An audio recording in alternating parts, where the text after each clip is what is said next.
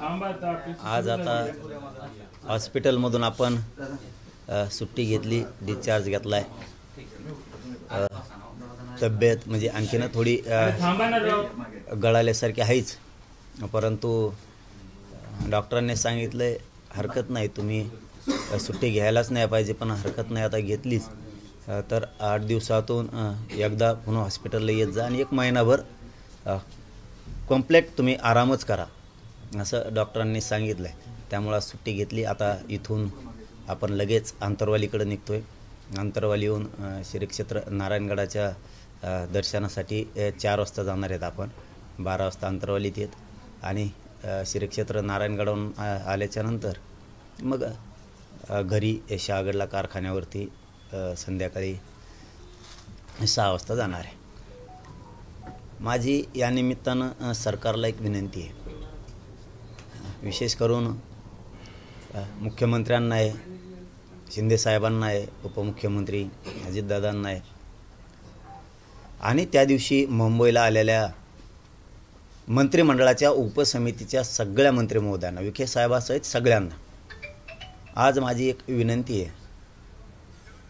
तुम्ही व्यासपीठावर पण सांगितलं आणि मीडियाच्या बांधवाच्या माध्यमातून सुद्धा नंतर वेळोवेळी तुमच्या सरकारनं मंत्री महोदयांनी सांगितलं की हैदराबाद गॅजेटियर आता आम्ही लागू केला आहे। माझं तुम्हाला स्पष्ट मनानं सांगणं आहे, तुम्हाला काय करायचं आहे काय नाही करायचं ते तुम्ही तुमचं बघा।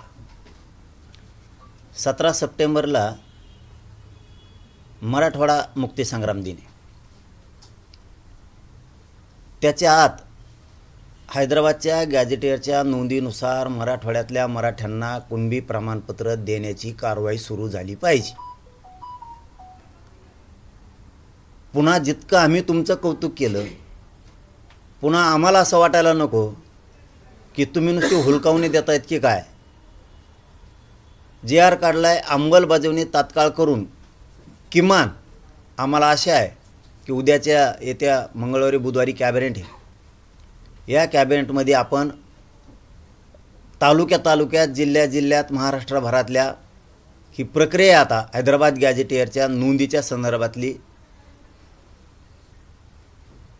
आणि त्या नोंदीच्या माध्यमातून कुणबी प्रमाणपत्र देण्याची प्रोसिजरची उद्या बुधवारी मंगळवारी त्याची अंमलबजावणी करून तालुक्यातले जिल्ह्यातले सगळे अधिकारी हे 24 तास कामाला लावून हैदराबाद गॅजेटियरच्या नोंदीच्या आधारे प्रमाणपत्र द्यायला सुरुवात करा।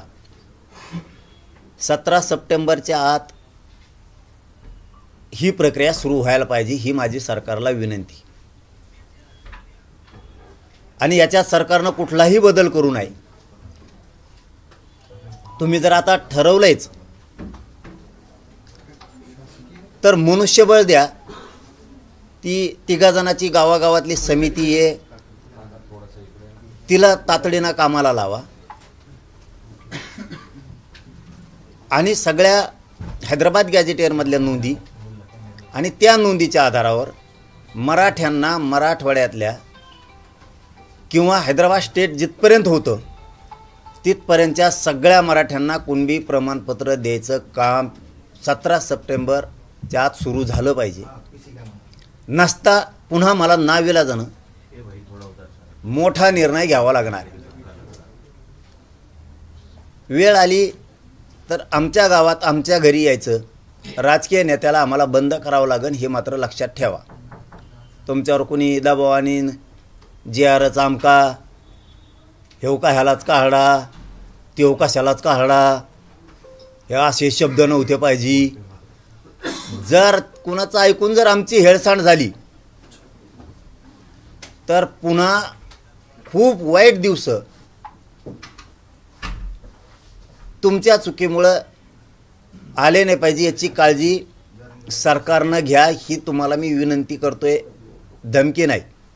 काय राव बघा ना, साधा विषय राव, गरिबांचे लेकरं चटण्या भाकरी घेऊन मुंबईला गेले। गरीब मराठ्यांच्या पोरांनी आणि मी आम्ही असा एक JR काढला की मराठवाड्यातला हैदराबाद गॅजेटियरच्या नोंदी नुसार मराठ्यांना कुणबी प्रमाणपत्र देण्यात यावं का कारण त्या गॅजेटियरमध्ये मराठे त्यांची संख्या दाखवली की इतके मराठे कुणबी आहेत, दाखवलेत त्याच्यात. हां, तो जी आर काढला, मराठवाड्यातल्या मराठ्याला कुणबी प्रमाणपत्र द्या. अर्धा महाराष्ट्र पागल झाला. म्हणजे गरिबाच्या पोरांनी आणि आम्ही गरिबांनी मिळून एक जी आर काढला, नोंदीनुसार कुणबी प्रमाणपत्र हैदराबादच्या गॅजेटियरनुसार देण्यात यावं म्हणून.